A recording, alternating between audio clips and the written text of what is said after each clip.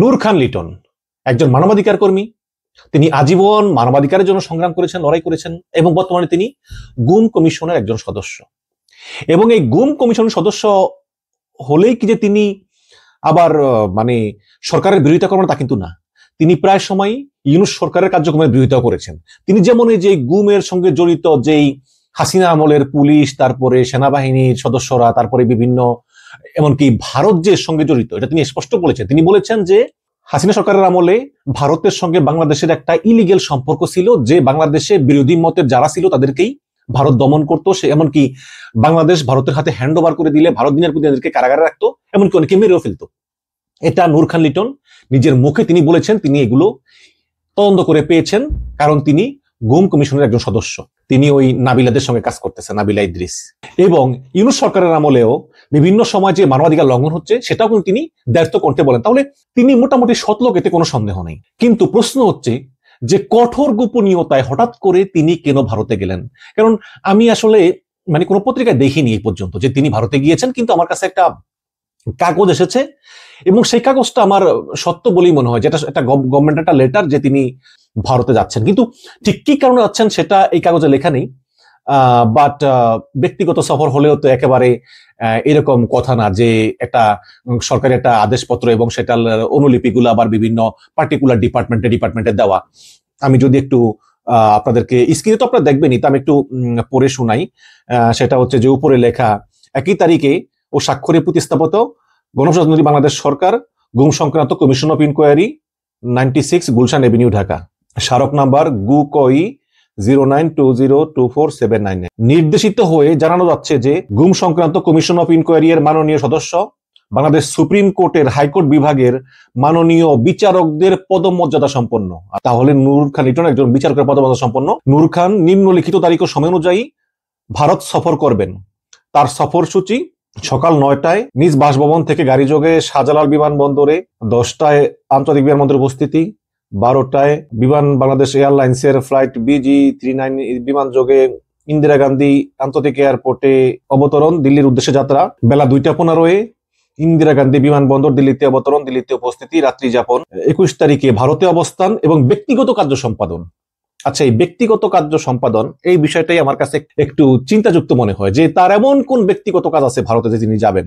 চিকিৎসার জন্য যাবেন। 11টা 30 ভারত থেকে বেনাপোল চেকপোস্ট ইমিগ্রেশনের উপস্থিতি।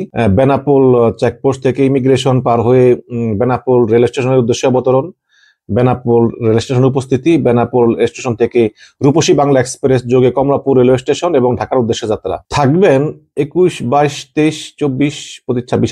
আচ্ছা, তিনি 5-6 দিন থাকবেন এবং তিনি যাবেন বিমানে, কিন্তু আসবেন তিনি ট্রেনে। এখানে অনেকগুলো কারণ থাকতে পারে। কারণ নাম্বার 1, তিনি অসুস্থ। তিনি দিল্লিতে ভালো ডাক্তার দেখাবেন, ডাক্তার দেখিয়ে সেখানে চিকিৎসা টেস্ট করবেন, টেস্ট করে তিনি ট্রেনে চলে আসবেন। কিন্তু আমরা তো তার কথাবার্তা ইদানিং তেমন অসুস্থ দেখিনি। তিনি তো সব জায়গায় যাচ্ছেন, টকশো করতেছেন। এই তো তিনি 2-3 দিন আগে তো তিনি একটা টকশো করলেন চ্যানেল 24-এ। যাই হোক, এখন রোগ তো আসতে সময় লাগে না, হঠাৎ করে অসুস্থ হতেই পারেন। বাট এটা সম্ভাবনাটা আমার কাছে খুব লেস মনে হয়। দ্বিতীয় হচ্ছে যে এই গুম কমিশন সংক্রান্ত ব্যাপারে তিনি ভারতকে জিজ্ঞেস করবেন যে আসলে আপনারা এই কাকে কাকে সহায়তা করেছেন এবং কারা কারা জড়িত ছিল। কিন্তু সমস্যা হচ্ছে যে ভারতকে কোনো স্বীকার করবে যে তার জড়িত ছিল? ইউনূস সরকার ক্ষমতায় আসার পর ভারতকে জিজ্ঞেস করেছিল যে শেখ হাসিনার 15 বছরে আপনাদের জেলখানায় কতজন বাংলাদেশি ছিল, কি কি নাম, একটা লিস্ট দেন। ভারত সেই লিস্ট দেয় নাই, তারা দিবে না, এটা তো সত্য। যারা হাসিনার বিরুদ্ধে কথা বলতো তাদেরকে আইন শৃঙ্খলা বাহিনী গোপনে সীমান্তের দিকে ঠেলে দিত, আগেই কন্ট্যাক্ট করে নিত বিএসএফ এর সঙ্গে, এবং তখন বিএসএফ এদেরকে গ্রেপ্তার করে কাউকে জেলখানায় পুরে দিত, কাউকে আবার মেরে ফেলতো, যেটা নূর খান লিটন নিজেই স্বীকার করেছেন। এবং অনেকেই ওই ভারতের অনেক কারাগারেও মৃত্যুবরণ করেছে, যাদের হয়তো খবর আমরা কখনোই জানবো না। তাদের ফ্যামিলি জানে তারা মিসিং, তারা কখনো ফিরে আসবে না, কিন্তু বাস্তবে তারা ভারতের বিভিন্ন কারাগারে মৃত্যুবরণ করেছে, অথবা ভারতের আইন শৃঙ্খলা বাহিনী মেরে ফেলে সেই ভারতের কোনো এক গহীন জঙ্গলের ভিতরে কোনো জায়গায় তারা ঘুমিয়ে আছে আজীবনের জন্য। এগুলো তো সত্য কথা। এখন তিনি কি আসলে তার এই গুম সংক্রান্ত ইনকোয়ারিতে গিয়েছেন ভারত সরকারের কাছে সাহায্য চাওয়ার জন্য? যদি যান তাহলে তো ভালোই। অবশ্যই ভারতকে বলা দরকার যে তোমরা যা করেছো তা ভুল করেছো, তা অপরাধ করেছো, এখন আমাদেরকে সহযোগিতা করো, যে কারা কারা ক্রিমিনাল ছিল। বাট আমার কাছে সবচেয়ে বড় কারণ যেটা মনে হয়, দেখুন এই কারণটা কেন মনে হয়, আমি এটা কাউকে বলিনি, কারণ দেখুন আজকে তো 21 তারিখ, 15 তারিখে নাকি ভারতীয় গোয়েন্দা সংস্থার 3 জন সদস্য বাংলাদেশে এসেছিলেন। এদের নেতৃত্বে ছিলেন মেজর জেনারেল কুন্দন সিং। এখন তারা এসে ঢাকা ক্যান্টনমেন্টে গিয়েছেন, সেখানে নাকি শুনেছি সেনাপ্রধানের সঙ্গে বৈঠক করেছেন, বৈঠক করে তারা আবার ফিরে গিয়েছেন। এবং তারা কি আসলে এসেছেন কিনা এটা জানার জন্য আমি বাংলাদেশের বিভিন্ন সোর্সের সঙ্গে কথা বলেছি। কেউই এটা 100% কনফার্ম করতে পারেনি যে ভারতীয় গোয়েন্দারা এসেছিলেন কিনা। আমি যে ভারতের যে বিভিন্ন সোর্স আমার আছে তাদের সঙ্গে কথা বলেছি, এবং ভারতীয় সোর্সরা এটা বলে যে দেখেন, যদি ভারত সরকার বা বাংলাদেশ সরকার মনে করে যে তারা খুব গোপন ভাবে এই সফরগুলো করবে এবং কেউ জানবে না, তাহলে কিন্তু ওগুলো জানা মুশকিল। হ্যাঁ, আমাদের অনেক লিঙ্ক আছে বিভিন্ন জায়গায়, কিন্তু তার মানে এই না যে আমরাও সব জানি। এমনও হতে পারে যে আমরা যখন জানি সেটা ভারত সরকার চায় বলেই আমরা জানি, কিন্তু ভারত সরকার যদি গোপন রাখে তাহলে আমরা কিভাবে জানবো? তবে হতেও পারে এই সফর, কোনো সন্দেহ নাই। এখন এই সফরের পরের দিনই আবার সেনাপ্রধান ওয়াকারুজ্জামান তিনি ঠাকুরগাঁও, লালমনিরহাট এসব বিমানবন্দর এসব এলাকা তিনি পরিদর্শন করেছেন। এটা হতে পারে ভারত বাংলাদেশকে হুঁশিয়ার করেছে যে দেখো, বাংলাদেশের বর্ডার এলাকায় অনেক জঙ্গি তৎপরতা চলতেছে। যদিও একজন বাংলাদেশী হিসাবে আমি বাংলাদেশের কোথাও আমি জঙ্গি কার্যক্রম দেখি না, আমার চোখে পড়ে না, বাট আমার চোখে না পড়লে যে হচ্ছে না তা তো না। কারণ আমরা রিসেন্টলি দেখেছি যে মার্কিন দূতাবাস তারা ব্যাপক সতর্কতা নিয়েছে যে কোনো সময় জঙ্গি হামলা হতে পারে, এবং এর আগে একজনকে গ্রেপ্তারও করেছে, উনি বাংলাদেশী। তো এইরকম জঙ্গি হামলা নিয়ে পশ্চিমা বিভিন্ন সতর্কতা আছে, এবং ভারতের বিভিন্ন মিডিয়া অভিযোগ করে যে বাংলাদেশের বর্ডারে নাকি প্রচুর জঙ্গি কার্যক্রম চলতেছে, যার উদ্দেশ্য ভারতে হামলা করা, ভারতকে অস্থিতিশীল করা। যদিও আমি মনে করি এর সবই মিথ্যা।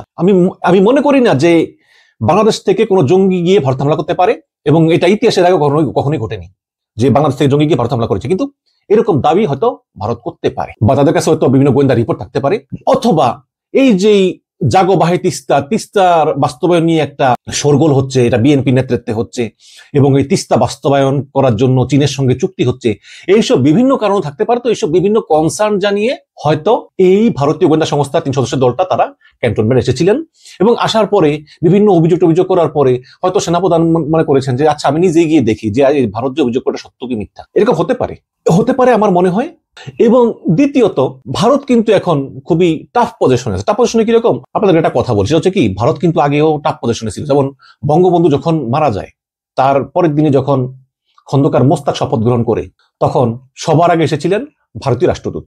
তিনি ফুল দিয়ে খন্দকার মোস্তাককে শুভেচ্ছা জানিয়েছিলেন, জানিয়ে তিনি বলেছিলেন যে নতুন রাষ্ট্রপতি হিসাবে আপনাকে অভিনন্দন, আশা করি দুই দেশের ভিতরে সহযোগিতা অব্যাহত থাকবে। আমি আপনাকে এই কাগজটা দিলাম, কাগজটা একটু পড়ে দেখবেন। খন্দকার মোস্তাক তখন একটু পাশে গিয়ে কাগজটা খুলে দেখলেন যে লেখা ইন্দিরা গান্ধীর চিঠি, যে আপনি যদি বাংলাদেশকে ইসলামী রাষ্ট্র হিসেবে ঘোষণা করেন তাহলে আমরা অনতি বিলম্বে বাংলাদেশ আক্রমণ করব। এই থ্রেট কিন্তু ছিল। তো ভারত অনেক সময় আছে নাক গলায়, এমনকি হাসিনার 15 বছরে তো অনেক ব্যাপারে নাক গলিয়েছে। কিছুদিন আগে কলকাতার ফোর্ট উইলিয়াম ঘাঁটিতে নরেন্দ্র মোদী সিনিয়র সামরিক কমান্ডারদের মধ্যে ভাষণ দিয়েছেন। তিনি বলেছিলেন যে কোনো অন্যায় সহ্য করা হবে না। তার মানে হচ্ছে যদি কোন রকমের কোন কর্মকাণ্ড বাংলাদেশে হয় যা ভারতের বিরুদ্ধে যায়, তাহলে তারা সরাসরি আক্রমণ করবে, অপারেশন সিন্দুরের মতো, যেটা পাকিস্তানের সঙ্গে করেছে। এখন আর সহ্য করা হবে না, এগুলো সহ্য করা হবে না। এবং ওই সীমান্তের কাছে নাকি ওই সৌগত নাকি যেন নাম এইসব ক্ষেপণাস্ত্র তারা মোতায়েন করে রেখেছে। এখন এই সমস্ত হুমকি তো আসি, থ্রেট তো আসি। এখন এর ভিতরেও তারা যদি এইসব জঙ্গি হামলার কথাবার্তা বলে, তাহলে তো এটা অবশ্যই কনসার্নের। তো এই কারণেই হয়তো বা জেনারেল ওয়াকারুজ্জামান তিনি সরাসরি গিয়ে দেখেছেন, বা এই ধরনের কোনো একটা কিছু আছে কিনা। বাট আমি অনেক চেষ্টা করেছি জানার জন্য যে আসলেই ভারতীয় গোয়েন্দা সংস্থার 3 সদস্য আসলেই এসেছিলেন কিনা। এটা আমরা শুনি, আপনারা যেমন শুনেন আমিও শুনি, কিন্তু আমাকে কেউই কনফার্ম করতে পারেনি যে এসেছিলেন কিনা। বাংলাদেশের সোর্স, ভারতের সোর্স, তো ভারতের সোর্স বলেছেন যে আসতে পারে, অস্বাভাবিক কিছু না, কিন্তু হয়তো বা সরকার চায় না যে এটা আমরা জানি, এই জন্যই হয়তো আমাদের এটা জানার বাইরে।